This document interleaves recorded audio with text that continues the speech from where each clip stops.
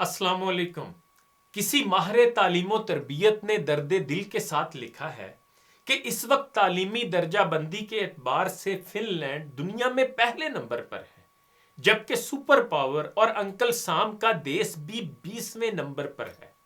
2023 तक फिनलैंड दुनिया का वाहिद मुल्क होगा जहां बच्चों के सिलेबस में किसी खास सब्जेक्ट यानी मजमून नाम की कोई चीज स्कूलों में नहीं पाई जाती। फिनलैंड का कोई भी स्कूल ज्यादा से ज्यादा 195 बच्चों पर मुश्तमिल होता है, जबकि 19 बच्चों के लिए एक टीचर का इंतजाम होता है। दुनिया में सबसे लंबी ब्रेक भी फिनलैंड में ही होती है। बच्चे अपने स्कूल टाइम का 75 मिनट ब्रेक में गुजारते हैं। दूसरे नंबर पर 57 मिनट की ब्रेक न्यूयॉर्क के स्कूलों में होती है, जबकि हमारे यहाँ अगर वालिदैन को पता चल जाए कि कोई स्कूल बच्चों को नाम निहाद पढ़ाई की बजाय इतनी लंबी ब्रेक देता है तो वो अगले दिन ही बच्चे स्कूल से निकलवा लें। खैर, आप दिलचस्प बात मुलाहिजा करें कि पूरे हफ्ते में स्कूलों में महज 20 घंटे वो सरगर्मी होती है जिसे पाकिस्तानी पढ़ाई मानेंगे, जबकि उसातिज़ा के 2 घंटे रोज अपनी महारतें यानी स्किल्स बढ़ाने पर सर्फ होते हैं। 7 साल से छोटी उम्र के बच्चों के लिए पूरे मुल्क में कोई स्कूल नहीं है और 15 साल से पहले किसी भी किस्म का कोई बाकायदा इम्तिहान भी नहीं है। वहां रियाजी के एक उस्ताद से पूछा गया कि आप बच्चों को क्या सिखाते हैं, तो वो मुस्कुराते हुए बोले, मैं बच्चों को खुश रहना और दूसरों को खुश रखना सिखाता हूं, क्योंकि इस तरह वो जिंदगी के हर सवाल को बआसानी हल कर सकते हैं। फिर आप जापान की मिसाल ले लें। तीसरी जमात तक बच्चों को एक ही मजमून सिखाया जाता है और वो इखलाकियात तो आदाब है।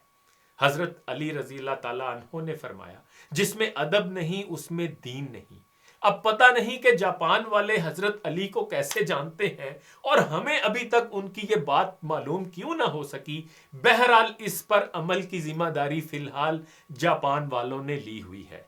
फिर साहब मजमून ने लिखा है कि हमारे एक दोस्त जापान गए और एयरपोर्ट पर पहुंचकर उन्होंने अपना तारुफ करवाया कि वो एक उस्ताद हैं, और फिर उनको लगा कि शायद वो जापान के वजीर आजम हैं, यानी इतना प्रोटोकॉल, इतनी इज्जत मिली उन्हें। अशफाक अहमद साहब मरहूम को एक दफा इटली में अदालत जाना पड़ा और उन्होंने भी अपना तारुफ करवाया कि मैं उस्ताद हूं। तो अदालत में जब वो खड़े हैं तो वो कहते हैं कि जज समेत कोर्ट में मौजूद तमाम लोग अपनी नशिस्तों से खड़े हो गए और फिर उन्होंने कहा कि उस दिन मुझे मालूम हुआ कि कौमों की इज्जत का राज उस्तादों की इज्जत में है। ये है कौमों की तरक्की और अरूजो जवाल का राज।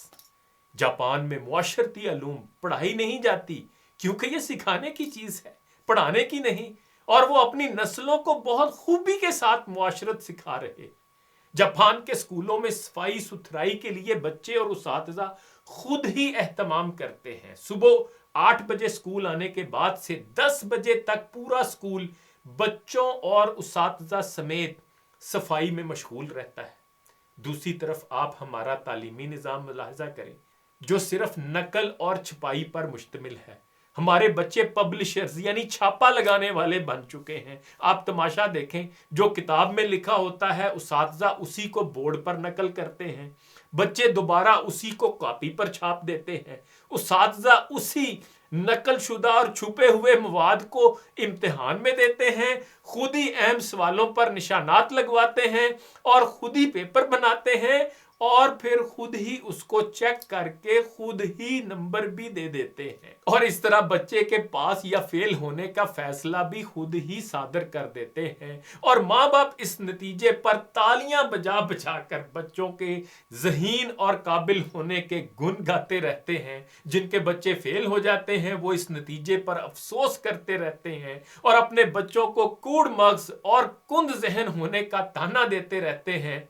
हम 13-14 साल तक बच्चों को कतार में खड़ा कर करके असेंबली करवाते हैं और वो स्कूल से फारिग होते ही कतार को तोड़कर अपना काम करवाते हैं। जो जितने बड़े स्कूल से पढ़ा होता है कतार को रोनते हुए सबसे पहले अपना काम करवाने का हुनर जानता है।